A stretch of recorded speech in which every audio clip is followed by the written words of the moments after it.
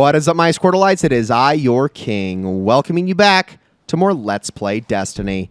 In the last episode, we took down the Templar here in the Vault of Glass. And in this episode, we will proceed to the end of the Vault of Glass. But to do that, we have quite a bit of ground to cover. We're about to head into a maze where, unfortunately, one of the members of Kabir's fire team was lost, that being Praedyth. Now, we don't really know a lot about Praedyth at this exact moment in time, but if you need a rundown and are watching this retroactively, the Paradox mission from the Taken King goes into this in a bit more depth so you can understand exactly what happened to the guy. But for now, we're just heading into this place pretty much not knowing what to expect. This is called the Gorgon's Labyrinth, and it's a very fitting name for, well, the labyrinth because there's Gorgons in it, but also because of why they're called the Gorgons. Gorgons are a bunch of harpies, a bunch of super powerful harpies, that if they so much as spot you, wipe you from existence. They will mark the entire fire team, and anybody who's caught by them will die. Trying to kill them is possible if all 6 of you are firing at them at the same time, but it is one of the most futile efforts otherwise because they have an insane amount of health. They are not designed to be killed. They're killable, but they are not designed to be killed. And after you kill one, all the rest of the Gorgons in here get a lot more health. So trying to kill all of them, basically impossible. Don't try to do it. You are meant to sneak through this place. Now, the reason they're called Gorgons, obviously, it's related to, just in general, Vex have a lot of Greek monster-associated names. I mean, think about it. Harpy, goblins, things of that nature. It makes sense. Gorgons are, well, Medusa herself was a Gorgon. It's just the type of monster that they are. And again, you're spotted, you're basically frozen in time. You're stuck forever, trapped.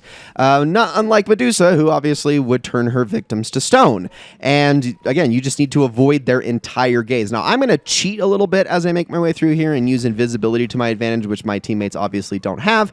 But the route that I'm taking is generally the correct route through here. Now, there are several ways to make your way through this place, and everyone can kind of pick their own way. It's just that this area can be very annoying and very punishing if people aren't sticking together, because if so much as anyone is caught, you have to start all over, and that can add up really quickly if you're not willing to be patient and wait for them to pass you by. As you can see, I'm being very cautious here because this Gorgon just refuses to budge, and if I try to go the way I want to go, I will likely be spotted. So there are a couple of different ways that you can get a Gorgon to spot you. One of which is, again, just obviously going out in the open, double jumping or gliding or using the lift on a Titan. Any secondary jump, if you're really close to a Gorgon, will actually alert their presence.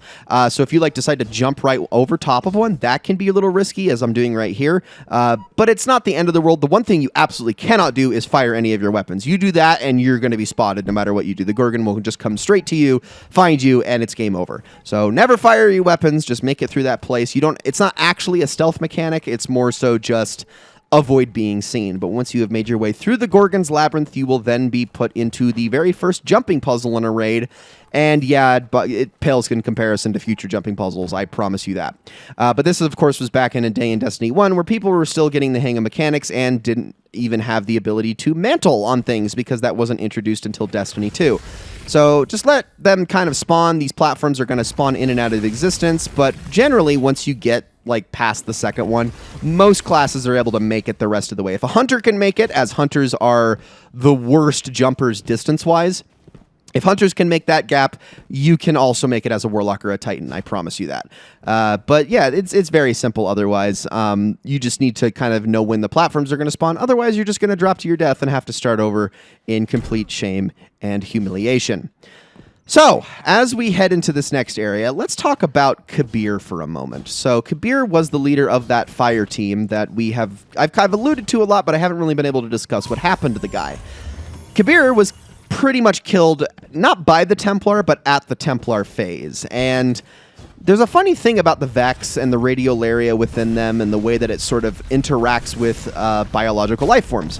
Vex sort of assimilate everything they touch. They just sort of consume it all. This is why Venus looks the way it does. This is why future places such as Nessus look the way they do.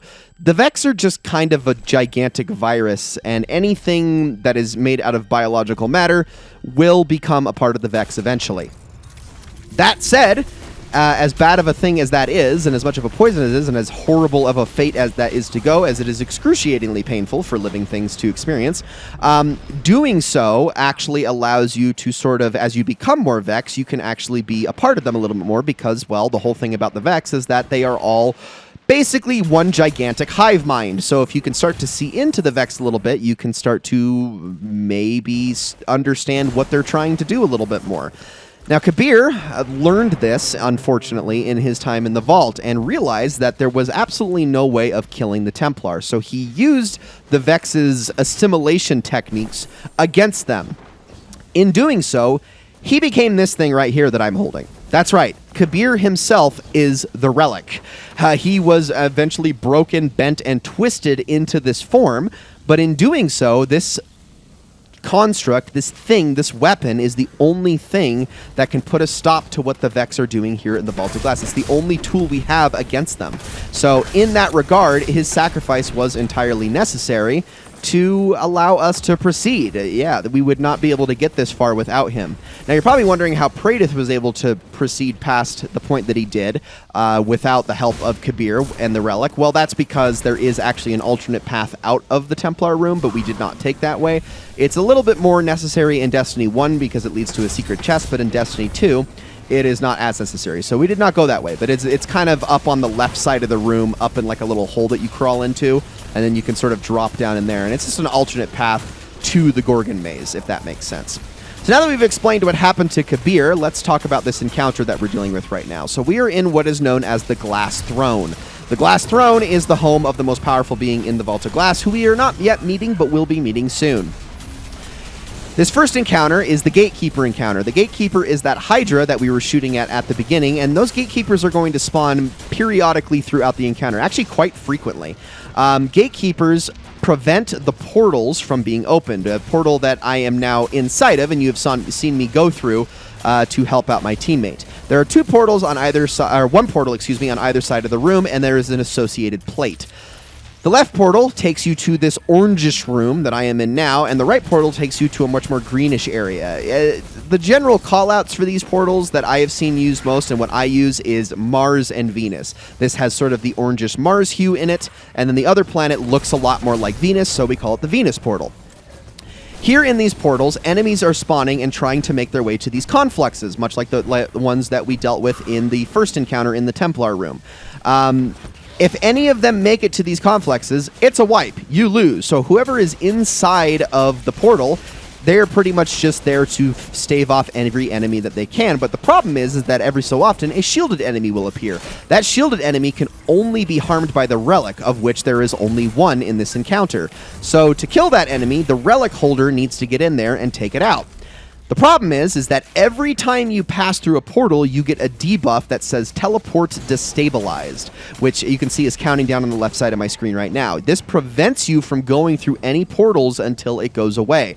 So it's kind of a game of hot potato, where what you're doing is you're taking the relic, through a portal, killing the shielded enemy in there, handing it off to the person in there so they can take the relic back out. They then hand it to the person on the plate, who takes it to the portal on the opposite side, kills the enemy that is now on that side, hands the relic off to the person in the portal, rinse and repeat. Basically, a lot of role switching as you make your way through this place. And that can be a little bit complicated, or at least it sounds, but it's kind of just a rhythm thing. Now, all of that said, the Gatekeepers themselves also prevent the portals from being open. So whenever one spawns, you got to kill that thing fast. Otherwise, that prevents you from getting to the shielded enemy faster. So now you can see we're in what we call the Venus room. Notice why we call it that, because it looks a lot like areas on Venus. So I'm going to kill this guy. Once he goes down, I am then going to pass it off to this person. They are going to then take it through and rinse and repeat. And this is just going to keep happening over and over until that right there. It actually just said it on the bottom left. It says a new conflux appears before the Glass Throne.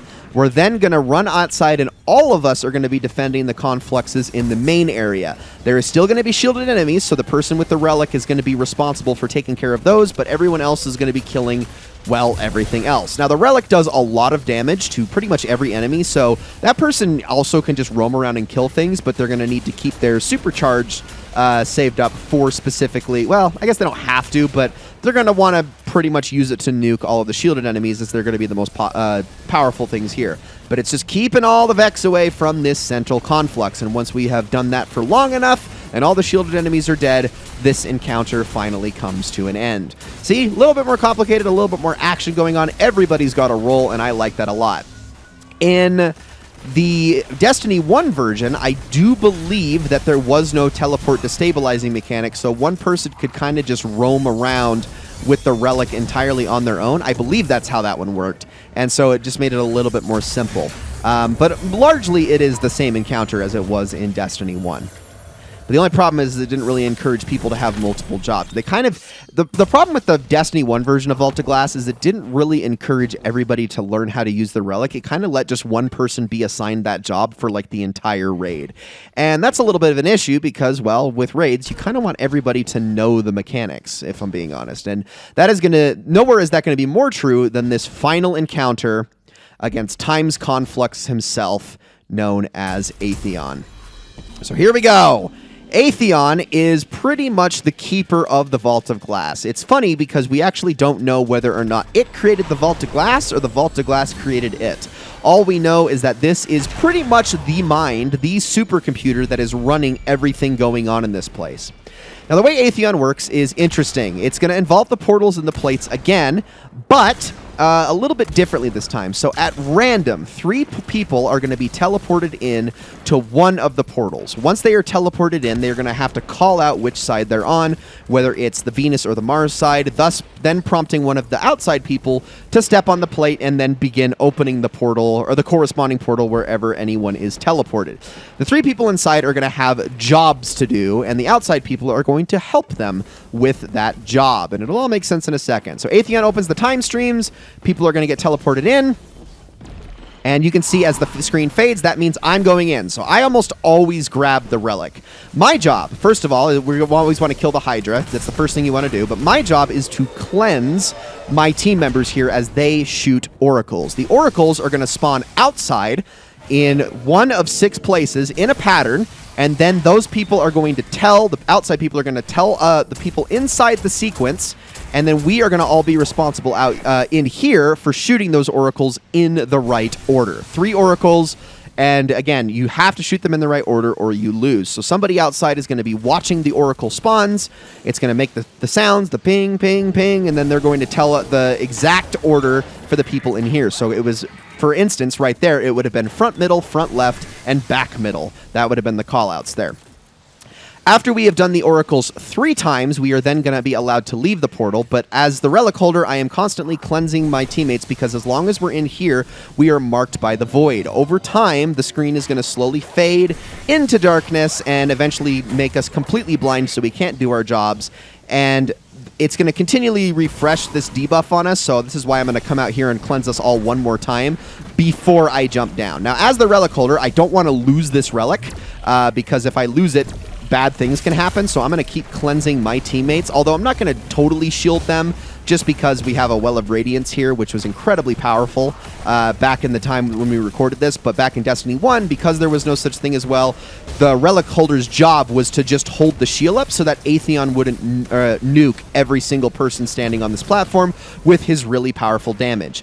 But the long and short of it is that once all the oracles are down, you're going to get a buff called Time's Vengeance. And during Time's Vengeance, super energy, ability energy in general, is vastly increased in terms of its regeneration rate. And again, that is the time window where you're going to be able to hurt Atheon. It's only something like 30 seconds. So the 3 people inside need to get outside as fast as they can to join the outside people for damage and try to do as much damage as they can to Atheon before it all starts over again.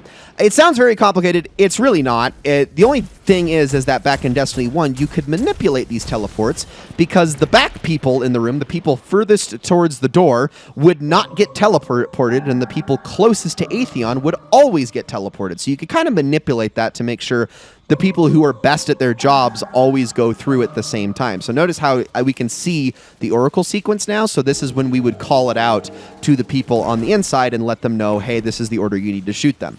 Now, in Destiny 2, whoever gets sent in through is completely random. For instance, I am about as far back as you can get, and I did not get teleported through this time, but I did get teleported through in the same spot last time. So yeah, you can't manipulate it in this version, which is good. Again, it makes everybody have the same job, essentially. So, because Atheon is this giant supercomputer, this giant, incredibly complex mind, it also has access to the oracles, but it has access to so much more than that.